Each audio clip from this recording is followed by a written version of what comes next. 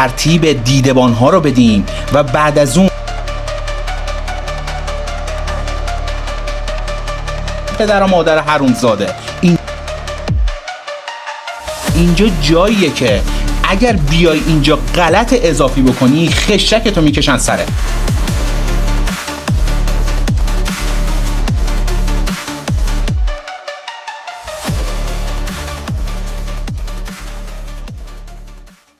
درود بر شما، اینجا زاغ مدیاست و من هم جلال هستم. به قسمت بعدی و اپیزود بعدی نبرد کرکیجان خوش اومدید. اگر قسمت‌های قبلی رو هنوز نگاه نکردید برید داخل کانال ویدیوهای قبلی رو ببینید و بعد به این ویدیو مراجعه بکنید. توی این قسمت قراره به قسمت‌های هیجان انگیزتری برسیم و هر لحظه این نبرد داره نفسگیرتر میشه. ولی قبل از اینکه ویدیو رو ببینید اگر تا به الان کانال ما رو سابسکرایب نکردید این کار رو انجام بدید، دکمه زنگوله رو بزنید تا از سورپرایز ها و ویدیوهای آینده ما مطلع بشید. لایک هم فراموش نکنید.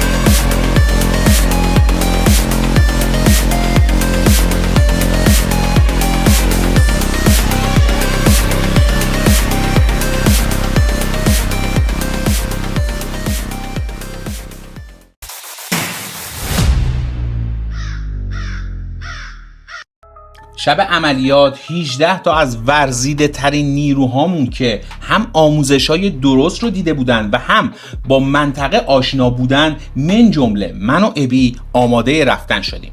نیروها عین گرگای گرسنه آتش شکار داشتن. خب جوون بودن، میخواستن کارو زودتر تموم کنن و اون بنده های خدا رو نجات بدن، اما تجربه به من میگفت که غفلت یعنی پشیمونی. رأس ساعت 6 عصر ساعت هامون رو با هم ست کردیم طبق نقشه و نقطه نشانی هایی که از قبل مشخص کرده بودیم. با تجهیزات لازم وارد مسیر شدیم. قرار بود که از مسیر بین کوه‌ها بریم و تقریباً از پشت اونها یعنی سمت جنوب و مایل به چپ اونها سر در بیاریم. شرایط خیلی سخت بود، مسیر صعب العبور و بوران برف خیلی از جاها رو تا 1 متر پوشونده بود و ما مجبور بودیم از بین اونها رد بشیم. ما مسیر بین کوهستان خودمون رو تا حدی بلد بودیم و میدونستیم کجا باید پامون رو بذاریم.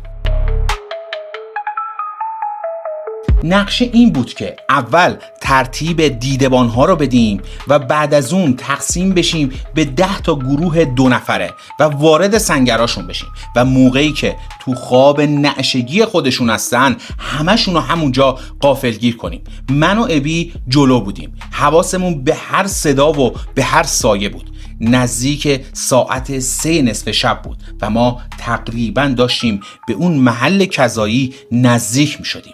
هوا انقدر سرد بود که استخون درد می گرفتی توی اون هوا. داشتیم به نقطه اول قرارمون می رسیدیم. رسیدیم پشت یه صخره، اما یه لحظه یه سایه افتاد جلوی چشمم. سریع با دست علامت ایستادم و بقیه نیروها بدون کوچکترین صدایی با سنگای کوه یکی شدن. به ابی گفتم احتمالاً دیدبانه، یا جاشو عوض کرده یا ما نتونستیم این یه دونه رو شناسایی بکنیم. بقیه گفتن اشتباه میکنی، سایه درخته، اما تجربه من یه چیز دیگه بهم میگفت. اونم بعد از این که ابی اومد حرفای من رو تایید کرد شک من به یقین تبدیل شد. به ابی گفتم کاریش نمیشه کرد، باید صبر بکنیم، تحت هیچ عنوانی نباید عملیات به خطر بیفته یا لو بره. گفتم صبر میکنیم تا هوا کمی روشن بشه. به ناچار توی اون ارتفاع و توی اون برف و بوران و یخبندون تمام اون نیروها من جمله من و ابی به حالت استتار در اومدیم. بی حرکت موندن بعضی موقع ها میشه بلای جونت، ولی خب چاره ای نبود. تا نزدیک صبح وقتی که اولین پرتوهای نور خورشید افتاد توی اون قسمت، همه فهمیدن که بی خود صبر نکردیم و حدسمون درست بوده. دیدبان اونجا بود. بدون هیچ صدایی خودم رفتم پشت سرش و با یه حرکت سریع خلع سلاحش کردم، کوبوندمش زمین. یکی از بچه‌ها سریع بیسیمش رو برداشت و انداخت اونور. اسلحه رو کردم توی حلقومش و شروع کردم بهش گفتم بی پدر و مادر حرومزاده، اینجا کجاست؟ کجا اومدی اینجا؟ نمیتونه صحبت بکنه به خاطر اینکه دهنش پر خون شده بود و لوله اسلحه توی دهنش بود. همونجوری به سختی بهم گفتش که نمیدونم. گفتم نمیدونی؟ مثل اینکه بهت نگفتن. اینجا ایرانه، اینجا جاییه که اگر بیای اینجا غلط اضافی بکنی خشکتو میکشن سره. سریع بلندش کردم و خشم خودم رو کنترل کردم. به بچه‌ها گفتم که ببندینش و بعد از اون شروع کردم به بازجویی و تخلیه اطلاعاتی. درسی اصلا فکرش نمیکرد که کسی اون موقع همچین داستانی، همچین حرکتی انجام بده. بهش گفتم اینجا کجاست؟ گفت با لهجه افغانی. گفت من نمیدونم. گفتم که اینجا خاک ایران. اول شروع کرد به اطلاعات سوخته دادن، اما خب منم آموزش‌های دیده بودم که بلد بودم چجوری ازش حرف بکشم بیرون. اون تجربه‌هایی که من داشتم توی دوران جنگ، این پیشش یه جوجه بیشتر نبود. تعدادشون، جای گروگان‌ها، حتی اسم رئیسشون رو هم در آوردم. اسم رئیسشون املک بود. میگفت اسم رئیسمون املکه. بعد از اون بستمشو گذاشتیمش یه جایی که نتونه هیچ غلطی بکنه. اما من بازم به حرفای اون حرومزاده اطمینان نکردم. به ابی گفتم که باید بذاریم هوا کامل روشن بشه تا با دوربین از همین جایگاه، همین دیدبان کل منطقه رو بررسی بکنیم. شوخی نبود. یه حرکت اشتباه گروگانا رو به خطر مینداخت. ساعت شده بود تقریباً 6 صبح. باید مسیر رو ادامه میدادیم، ولی قبلش باید اونجا رو پاکسازی میکردیم. همه تمرکز کرده بودن. این لحظات فرق بین موفقیت و شکست بود. هوا روشن شد و من شروع کردم به بررسی و پاکسازی مسیر. همه چیزو داشتم نگاه میکردم که یه صحنه ای رو دیدم که اصلا فکرشو نمیکردم.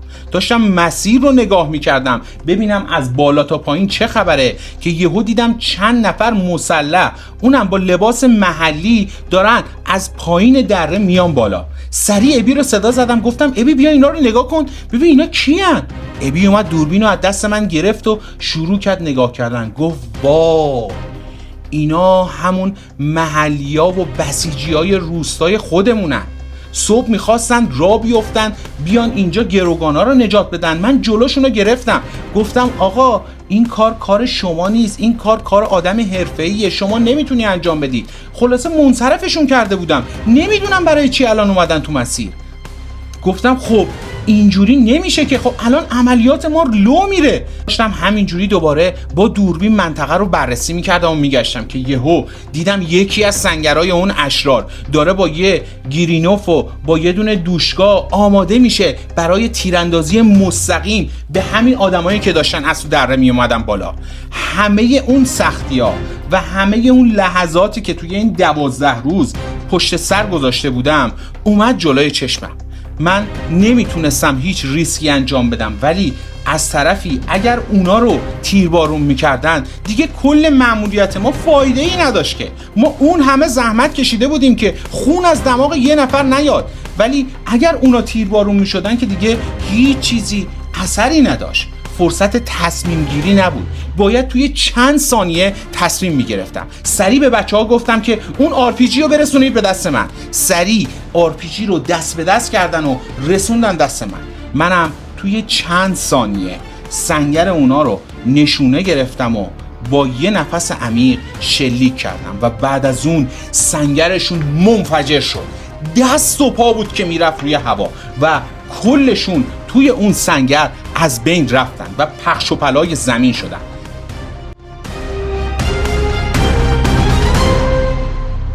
اما عملیات دیگه لو رفته بود. همونجا بود که همه اشرار از خواب پریدن و شروع کردن به سمت ما تیراندازی. ما هم پشت یه سکوی سنگی به ارتفاع نیم متر سنگر گرفته بودیم و جواب آتیش رو میدادیم. ما نمیدونستیم که گروگانا دقیقاً کجا هستن.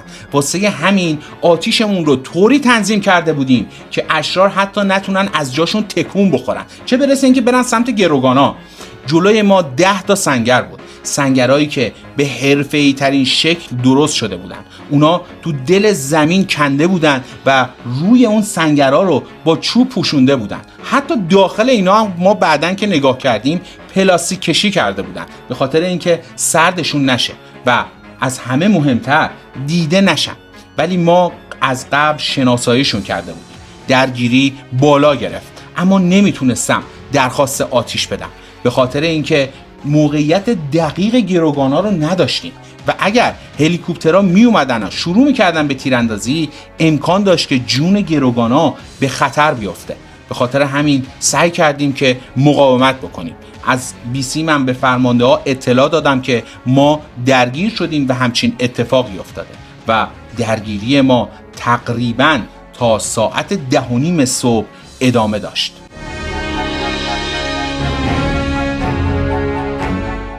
توی این مدت با اطلاعاتی که از اون دیدبان درآورده بودیم و جزئیاتی که خودمون داشتیم اونجا میدیدیم تونستیم محل تقریبی گروگانا رو مشخص بکنیم.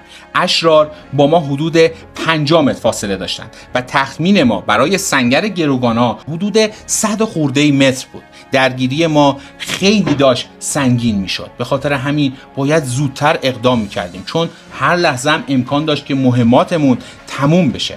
به خاطر همین با فرمانده ها مشورت کردیم و تصمیم گرفتیم که درخواست آتیش بدیم. کل این درگیری ها توی 50 متر اتفاق می افتاد. اونا خیلی مجهز بودن، هم نارنجک پرتاب می کردن و هم با سلاح‌های سبک و سنگین سمت ما تیراندازی می کردن. از همه بدتر ما توی ارتفاع پایینتری از اونا بودیم و اونا مشرف به ما بودن. اما ما وسط همین درگیری کار خودمون رو کردیم. ابی 3-4 نفر رو زد، یکی دیگه از بچه ها و اون یکی دیگه هم تونستن 2-3 نفر دیگه شون رو شکار بکنن.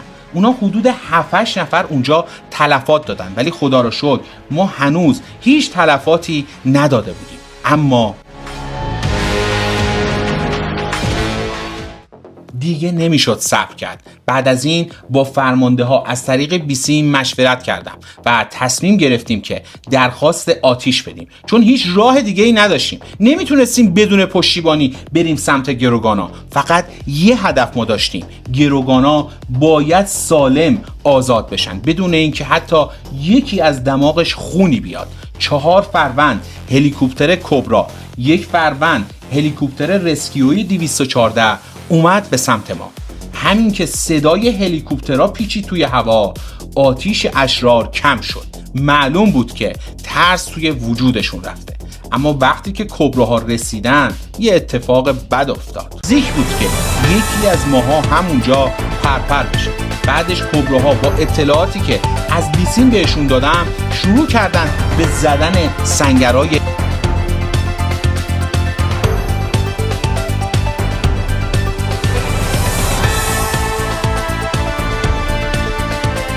مسیری که ما توی 9 ساعت اومده بودیم بالا، اون اسب در عرض 45 دقیقه خودش رو رسوند پایین. اما وقتی که دیگه رسیده